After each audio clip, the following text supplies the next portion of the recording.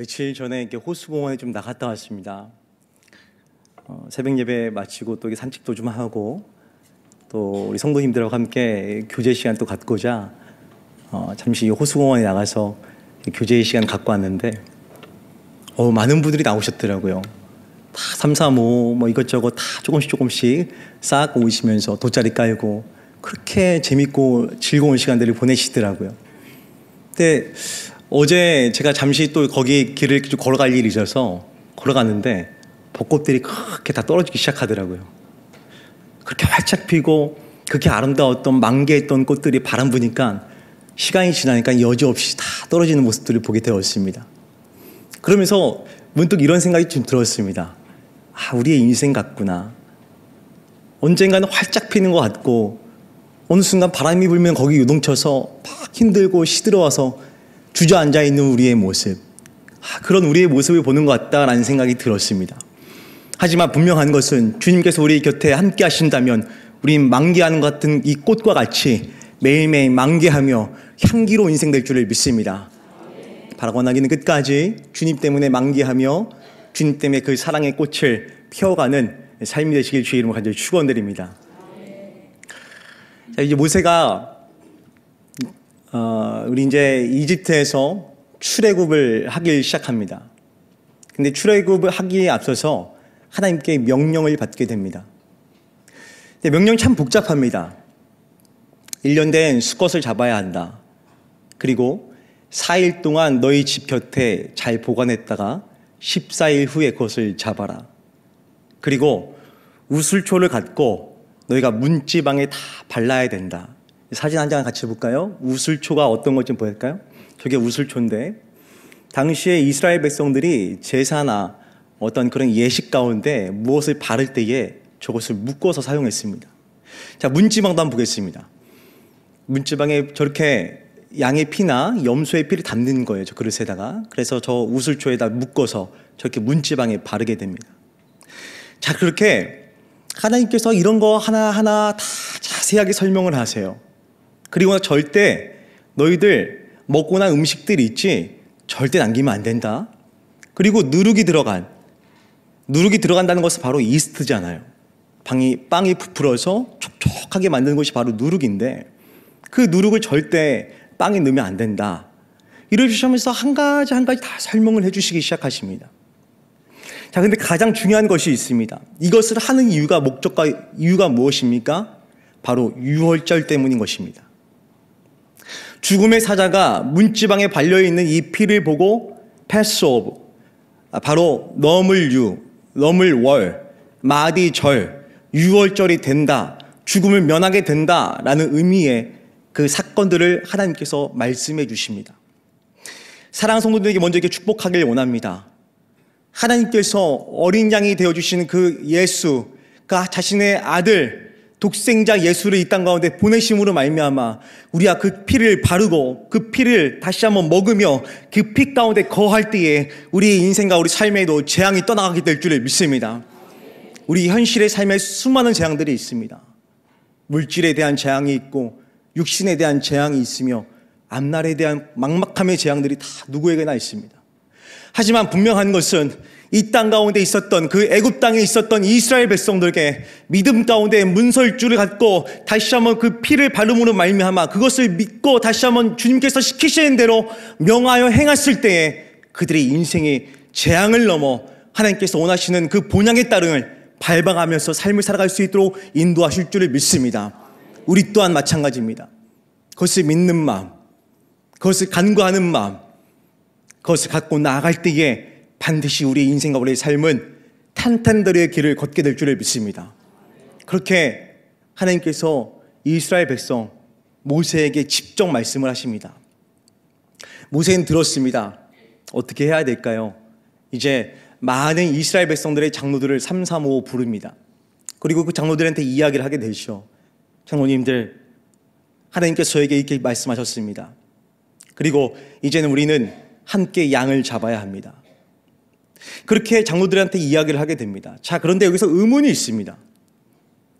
당일날 잡아서 제사를 드려서, 아니 그냥 당일날 잡아서 피를 내서 만들어서 문설주에 바르면 되는데 왜 굳이 4일이라는 시간을 집에 둬야 되며 왜 열흘을 지나고 나서야 굳이 잡아야 될까?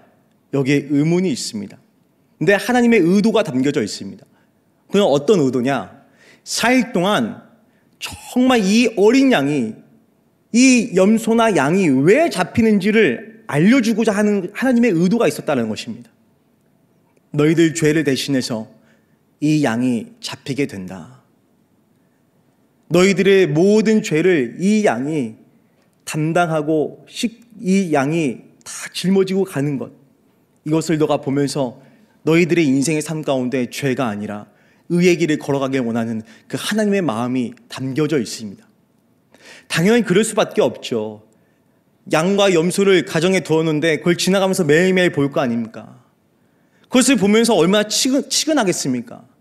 아, 나를 대신해서 죽는구나. 아, 나를 대신해서 이 피를 흘려야 되는구나. 그러면서 자연스럽게 이스라엘 백성들의 마음에 거룩한 마음, 하나님의 의도와 하나님의 뜻이 무엇인지를 밝히 이 양을 통해서 하나님께서 보여주시는 것이 바로 하나님의 뜻이었습니다. 두 번째 의도가 있었습니다. 4일이란 이 시간 동안 하나님께서 무엇을 하기를 원하셨냐? 바로 애굽 땅에 있는 많은 사람들이 이 파라오 왕이 주님께로 돌아오고 주님께 회개하는 마음, 그것을 먼저 하나님께서 갖고자 그들에게 구원의 시간, 은혜의 시간 다시 한번 회복시켜 주시는 그 구원의 땅 가운데 인도하시고자 하는 하나님의 의도가 있었다라는 것입니다. 그런데 결국 하나님의 의도와 상관없이, 하나님의 뜻하심과 상관없이 그들의 마음은 완악한 마음을 갖게 되었습니다. 사랑하는 성도님들, 지금도 하나님은 우리를 기다리고 계십니다. 기대하고 계십니다. 매일매일 돌이키길 원하고, 우리가 예배의 처소에서 때로는 성찬의 예식을 통하여서, 때로는 하나님께 다시 한번 부르짖음을 통하여서 주께로 돌아올 수 있는 귀한 은혜와 시간을 지금도 우리에게 허락하신 줄을 믿습니다.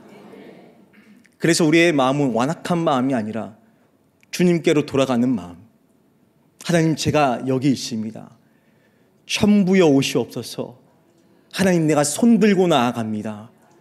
그 마음으로 나아가는 심령 되어질 때에 완악하고 딱딱한 마음이 녹아져서 주 앞에 눈물을 흘리며 회개할 수 있는 귀한 영이 우리 가운데 넘쳐나게 될 줄을 믿습니다.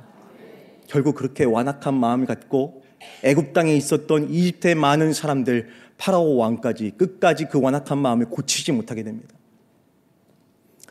자, 이제 모세가 문설주에 그 우슬초를 발았습니다. 바르고 하나님의 뜻하신 대로, 사랑하는 아들아, 이것을 바르고 아침 이른 시간까지, 절대 저녁에도 아침에 이 모든 재앙들이 끝날 때까지 절대 나가면 안 된다. 많은 사람들이 함께 숨을 졸이고 기다리게 됩니다. 자, 그런데 한 가지 더 있습니다. 한 가지 더 하나님께서 지시하신 명령이 있었는데 그것은 무엇이었냐? 바로 이 유월절, 그 당일날도 아니고 이 유월절이 지난 후에 반드시 이것을 지켜야 된다 말씀하셨습니다. 그것은 무엇이었냐면 바로 자녀들이 어머니에게, 어머니, 아버지, 유월절이 뭐예요? 그러면 그거에 대해서 반드시 대답을 하게끔, 그 이야기를 하게끔 하나님께서 말씀하셨다는 것입니다. 왜 그러셨을까요? 자녀들이 왜 굳이 부모님들에게 유월절에 대해서 물어보게끔 하나님께서 의도를 그 아이들에게, 또 부모님들에게 설명하셨을까요? 의도가 담겨져 있습니다. 자녀들이 물어보면은 자녀들은 당연히 부모님을 통해서 그 유월절이 어떤 유월절이었는지, 어떤 시간이었는지, 무엇 때문에 하나님께서 이런 절기와 이런 시간을 허락하셨는지 자연스럽게 듣게 됩니다. 반대로 부모는 그것을 말할 때마다 어떻게 될까요? 그때 그 시간, 하나님께서 패스오버했던 그 시간들을 되새기면서 은혜 안에 거할 수 있는 시간, 하나님의 사랑과 하나님의 복을 받았던 그 시간들을 잊지 않고 매일매일 기억하는 시간으로 하나님께서 그 삶을 다시 한번 인도하셨다는 것입니다. 사랑하는 성도님들, 우리는 인생의 삶을 살아가면서 매일매일 잊고 있습니다. 무엇을 잊을까요? 하나님의 사랑을 잊고 있습니다. 내가 너무나 바쁘고 매일매일 내 인생과 내 삶이 무엇 때문에 그렇게 바삐 쫓겨가는지는 모르겠지만, 하나님께 받은 은혜를, 하나님께 거저 받은 이 구원의 은총과 사랑을 기억하기보다 그것을 너무나 당연하게 생각하고 은혜로 감사하지 못하며 삶을 살아가는 우리의 모습을 발견할 때가 있습니다. 지금도 유대인들은요, 함께 식탁에 교제 함께 앉아서 함께 사진을 볼까요? 저렇게 함께 식탁에 교제를 나누면 자녀들이 물어보게 됩니다. 어머니, 유월절이 어떤 거예요? 그러면서 부모는 그거에 대한 답변을 하게 됩니다. 사랑하는 성도님들, 영적으로 승리하길 원하십니까? 명문가의 축복의 그 은혜 가운데 여러분의 가정이 쓰임받기를 원하십니까? 우리가 기억해야 할 것이 있습니다. 하나님의 사랑을 매일매일 입술 가운데 고백하는 인생이 되어질 때에 비로소 우리의 인생과 우리의 삶이 명문가의 가정으로 축복받는 귀한 길 가운데 서 있게 될 줄을 믿습니다. 그것은 다름이 아니라 부모에게 또 자녀에게 가장 좋은 믿음의 유산, 때로는 밥을 먹을 때 두 손을 모아 기도하는 이 부모의 모습, 힘들고 어렵고 낙심하는 일이 있을 때 그래, 하나님께서 지켜주실 거야, 하나님께서 넘기게 하실 거야, 매일매일 나를 지켜주시는 하나님의 은혜를 감사하며 함께 사랑하자, 그 입술로 고백할 때마다 그 자녀들이 그 믿음의 어머니의 그 신앙의 유산을 함께 물려받음으로 말미암아 믿음의 뿌리의 신앙과 믿음의 뿌리의 진리와 믿음의 뿌리에 하나님께서 부으신 성령의 충만함을 갖고 살아가게 될 줄을 믿습니다. 어제 신방하다가 참 제가 안타까운 현실을 하나 봤어요. 여러분, 요즘 횡단보도 참 많이 좋아졌잖아요, 그죠? 띠띠띠띠띠 소리가 계속 나요, 건너갈 때마다. 빨간불, 초록불. 근데 그 밑에, 초록불 밑에는 시간이 있어요. 근데 여러분, 그거 혹시 아세요? 횡단보도를 건너갈 때 횡단보도가 넓은 횡단보도는요, 시간 그 초가 깁니다. 근데 짧은 횡단보도는요, 그 시간의 초가 짧습니다. 예를 들면 긴 횡단보도 건널 때는 30초, 40초, 아니면 짧은 횡단보도는 한 20초. 그것도 금방 20초 되는 게 아니라 그 초록불에 그 칸이, 그 세모칸이 다 달고 나서 없어진 후에 그 초가 시작됩니다. 근데 제가 참 희한한 광경을 하나 봤어요. 아직 횡단보도를 걷고 넘어가기에는 많은 시간이 있는데 다들 막 뛰어가는 거예요. 뭐가 그렇게 바쁜지, 횡단보도의 그 초가 아직 카운트되지도 않았는데, 시작되지도 않았는데 그렇게 열심히 뛰어가는 거예요. 한 사람이 뛰니까 옆에 있는 사람도 같이 뛰는 거예요. 우리나라의 외국인들이 가장 오면 어떤 단어를 먼저 배운다고요? 빨리빨리. 빨리빨리. 사랑하는 성도님들, 맞습니다. 이 인생은, 우리의 삶은, 세상은 늘 언제나 빨리빨리 가르칩니다. 신앙인으로서 인생의 삶이 조금 더 늦어질 수도 있습니다. 하나님, 내 인생과 내 삶의 신앙과 내 믿음이 왜 성숙하지 못합니까? 내 인생의 삶의 바퀴가 달려가는 것처럼 내 인생도 샘도 매일매일 더 빨리 성숙해지길 원하는데 하나님, 내 인생과 내 삶의 신앙을 왜 이렇습니까? 때로는 하나님께 답답한 마음 갖고 호소할 때가 있습니다. 하지만 분명한 것은 힘들더라도 한 걸음 한 걸음 포기하지 않고 걷는 자가 승리하게 되며, 한 걸음 한 걸음 걷고 이겨내는 자가 그 안에 주저앉아 않는다 할지라도 그 안에서 나를 새롭게 만들어 가시는 그 주님을 붙잡는다면 우린 믿음 안에서 견고한 성을 다시 한번 쌓아 올라가게 될 줄을 믿습니다. 끝까지 포기하지 말고 믿음 가운데 거하는 우리 성도님들 모두의 삶이 되시길 주의 이름 간절히 축원드립니다. 자, 그렇게 어느 때와 다름없이 이스라엘 백성들이 이집트의 많은 사람들을 위해서 수고했습니다. 땀을 흘리고 그 저녁 이스라엘 백성들의 마음엔 부푼 마음들이 있었습니다. 어떤 마음이었냐? 그래, 오늘이야. 하나님께서 우리에게 말씀하셨지. 1년 된 그 양을 잡아서 함께 가족들과 먹되 절대 남기지 말고, 그리고 금방이라도 밖으로 나갈 수 있는 채비를 갖고 먹으라 말씀하셨지. 먼저 문설주에 다인방의 피를 바르기 시작합니다. 자, 저녁이 되었습니다. 애굽 땅에 곡한 소리들이 들려지기 시작합니다. 아들이 죽어나가기 시작합니다.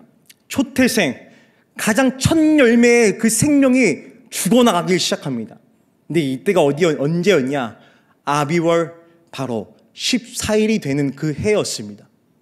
아비월, 이 날은 어느 날이었냐면 3, 4월 달을 이야기하는 것입니다. 봄을 이야기하는 거예요. 자, 그 봄 기온 새파랗게 새싹이 올라나는 그런 푸릇푸릇한 아름다움의 그 광경 끝 가운데에 환경은 아름다울 수 있지만 지금 많은 사방의 땅들은 지금 곡하는 소리에 함께 울음바다가 되었습니다. 파라오도 마찬가지였습니다. 예외가 아니었습니다. 파라오 왕 자신의 그 아들을 살리고자 마술사, 우상, 신, 그들이 믿는 것들 다 동원해서 어떻게든 자신의 아들을 살리고자 노력했지만 역시나 파라오 왕도 이 죽음의 재앙 앞에 벗어날 수가 없게 되었습니다. 결국 그 땅에 죽음의 재앙이 임재하고 있었다는 것입니다. 하지만 그들의 이스라엘 백성들, 하나님의 명령과 하나님의 뜻 가운데 거함으로 말미암아 결국 하나님의 사랑과 은총을 받고 이제 탈출하게 됩니다.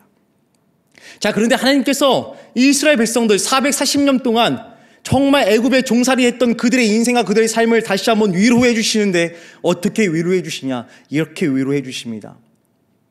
이스라엘 백성들아, 너희들 이 애굽 출애굽 할 때에 문을 두들겨 그들에게 은과 금을 폐물을 구하면 그들이 너희들에게 다 줄 것이다.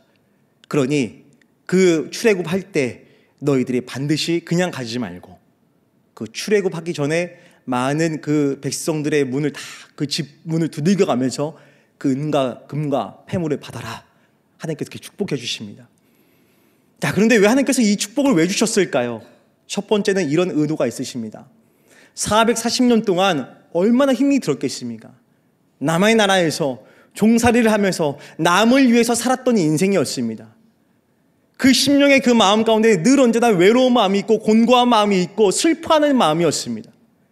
나의 인생과 내 삶은 언제쯤 꽃이 필 수 있을까? 그런 마음 갖고 살아갔던 것이 바로 이 이스라엘 백성들의 마음이었습니다.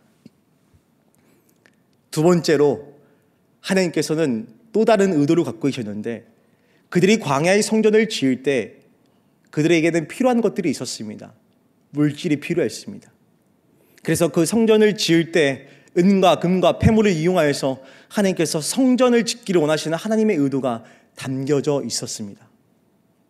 사랑하는 성도님들, 이 모습만 봐도 하나님은 430년 동안 종살이했던 이스라엘 백성들을 그냥 방치하거나 내버려 두거나 그냥 출애굽해라 하나님께서 말씀하지 않으셨습니다. 하나님의 강권적인 사랑과 하나님의 품 안에서 그들에게 필요한 것이 있다면 공급해 주었던 그 사랑이 그들의 심령의 마음 가운데 삶의 자리에 임했다라는 것입니다. 사랑하는 성도님들, 고단한 인생의 삶을 지금 걸어가고 있으십니까? 언제쯤 내 인생과 내 삶이 꽃이 필 수 있을까? 내 인생과 내 삶 가운데 지금 막혀있는 것들이 언제쯤 풀어질 수 있을까? 자물쇠와 같이 내 인생이 잠겨져 있는 내 인생 언제쯤 하나님께서 이것을 풀어주실 수 있을까? 그런 간과한 마음 갖고 혹시나 기도하며 나아가는 우리 사랑하는 성도님 삶의 자리가 있으십니까? 하나님 지켜보고 계십니다. 눈동자와 같이 우리를 보고 계시고 그 보고 계신 가운데에 그냥 보시는 것이 아니라 정말 좋은 것으로 가장 기막힌 것으로 가장 보람있고 가장 존귀한 것으로 우리 삶과 우리의 마음 가운데 쏟아 부어주신 것이 바로 하나님의 사랑인 줄을 믿습니다. 그렇게 은과 금과 폐물을 갖고 나가게 됩니다. 근데 이 애굽에 있는 사람들이 얼마나 마음이 힘들었던지 문을 두들겨서 은과 폐물 다 달라고 하니까 그렇게 이야기를 하는 거예요. 갖고 빨리 좀 가라고 제발 좀. 너희의 신이 너희들과 함께 존재하는 한 정말 우리가 이 땅 가운데서 매일매일 멸망할 수밖에 없을 것 같다고 그렇게 두려운 마음을 갖고 그들에게 주기 시작합니다. 자, 그런데 이상합니다. 분명히 야곱과 함께 이 가뭄을 피해서 기근을 피해서 이 애굽 땅으로 갔을 때는 70명과 함께 갔습니다. 근데 오늘 말씀에 보니까 60만 명, 이 60만 명이나 되는 거대한 인구와 함께 출애굽을 하기 시작합니다. 근데 성경에 보면은 어린 아이와 여자의 인구수는 포함되어 있지 않습니다. 그 당시에는 어린 아이와 여자는 죄송하지만 이 표현이 정말 죄송하지만 인간으로서는 취급받지 못하는 그런 상황이었습니다. 대우받지 못하는 그런 상황이었어요. 그러다 보니 성경에선 빠져 있었습니다. 대략 그 인원만 계산하면 얼마나 될까요? 430년 동안 인구수가 약 그래도 200만 명에서 300만 명, 그 정도의 인구수가 확 증가되었습니다. 그렇게 많은 인구수와 함께 지금 출애굽을 하게 됩니다. 자, 그런데 그 많은 인구수와 함께 출애굽을 하게 되는데, 그러면 거기에 있는 430년 동안 정말 그 가정에서 아무리 많이 낳아도 어떻게 그 이스라엘 백성들이 300만이나 낳겠습니까?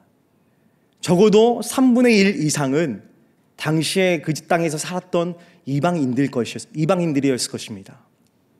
자, 그렇다면 함께 길을 떠나는 이 이방인들, 이스라엘 백성들과 함께 출애굽하면서 이방인들과 함께 섞여서 지금 하나님께서 출애굽을 하라 말씀하셨는데, 왜 굳이 하나님은 이스라엘 백성들, 그 이스라엘 하나님의 선택받은 선민들만 구원하시면 되는데 왜 이집트에 있는 하나님 믿지 않는 사람들까지 다 구원하셨을까? 그것은 하나님의 사랑하심이 있다는 것이죠. 지금도 하나님은 하나님의 사람들로 이 성전이 가득해지길 원합니다. 우리의 삶에 하나님의 사람으로서 살아가는 그 인생, 그것을 하나님은 지금도 구원하시고 계획하시고 일하시길 원하신 것이 바로 하나님의 뜻하신 하나님의 마음인 줄을 믿습니다. 사랑하는 성도님들, 우리의 삶의 자리에 참 많이 힘들어하고 아파하고 낙심하는 성도님들 많이 계십니다. 제가 이렇게 신방을 다니다 보면 성도님들의 삶의 자리가 참 녹록지가 않으신 것 같아요. 어떤 분들은 제가 참 주일마다 이렇게 밖에서 인사할 때 그분의 손을 잡으면 참 제가 속상할 때가 있어요. 가슴 아플 때가 있어요. 왼손이 두 번째 손가락이 두 마디가 완전히 다 휘어지셨어요. 그리고 손을 보면은 다 굳은 살이세요. 근데 제가 그 손을 잡을 때마다 참 가슴이 아파요. 어떻게 이 손을 잡아드려야 할지 모르겠어요. 두 손으로 사실 잡는 건 예의가 아니기 때문에 두 손으로 잡지는 못해요. 원래 악수는 어른들과 할 때 항상 늘 한 손으로 악수를 하는 게 예의거든요. 그러니까 두 손으로 못 잡는 거예요, 제가. 하나님, 그때 그 손을 잡을 때마다 가슴이 너무 아파서, 하나님, 이 삶이 얼마나 힘들었기, 이 마디가 다 휘어지고 손이 다 군살이 되어서 이렇게 힘들게 인생의 삶을 살아가십니까? 도와주십시오. 저도 모르게 그렇게 기도하게 되더라고요. 우리 인생의 삶에 처절하게 삶을 살아가는 성도님들이 너무나 많습니다. 그냥 단순히 하나님 앞에 구원받는 것을 넘어서 인생의 삶이 구원받아야 되는 하나님의 사람들이 너무나 이곳에 많다라는 것입니다. 사랑하는 성도님들, 이렇게 축복하길 원합니다. 우리는 지금 다 양지에 있습니다. 하나님의 사랑을, 하나님의 그 태양의 그 빛의 광채를 우리는 지금도 받고 있고 그것을 누리고 있습니다.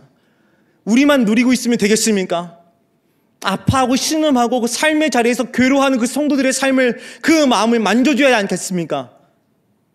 만져줄 때에 우리의 인생도 우리 삶도 회복되어 줄 줄을 믿습니다. 바라 원하기는 말씀을 정리하면서, 이스라엘 백성들은 하나님께서 그들의 인생, 그들의 삶 그냥 방치하지 않으셨습니다.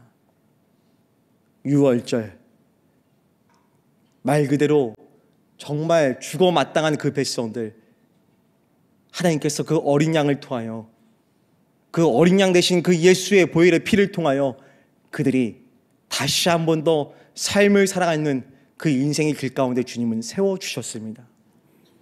그들은 순종했습니다. 그들도 순종하지 않을 수 있었습니다. 아마도 상상하건대 당시에 고기를 구울 때 집안에서 가득 풍겨나는 이 고기향을 맡으면서 애굽인들이 안 모여들었겠습니까? 구경하지 않았겠습니까? 이상하다. 왜 오늘은 모든 집집마다 고기를 구워서 저희들이 먹고 있을까? 궁금해하지 않았겠습니까? 하지만 애굽인들은 궁금한 것으로 끝났습니다. 돌이켜야지. 저들이 하는 것은 무엇일까? 왜 저렇게 하는 것일까? 그 마음을 갖고 함께 해봐야지, 나도 살아봐야지, 그렇게 노력하는 것이 아니라 그들은 지켜만 보고 있었다라는 것입니다. 사랑하는 성도님들, 우리의 신앙과 우리의 삶, 가만히 머물러 있으면 거기서 도태될 수밖에 없습니다. 매일매일 들은 것으로 끝나는 것이 아니라 삶으로 살아가는 인생, 삶으로 나아가는 인생, 삶으로 실천하는 인생 되어질 때에 그 신앙이, 그 믿음이 나의 것이요, 나의 것을 넘어 믿음의 유산으로서 계승되어지는 하나님의 축복과 하나님의 은혜가 대대손손에게 많이 아름답게 물려지게 될 줄을 믿습니다. 그 아름다운 축복과 은혜를 정말 많은 사람들에게 함께 누리고 나누기에 부족함이 없는 우리 성도님들의 삶이 되시기를 주님의 이름으로 간절히 축원드립니다.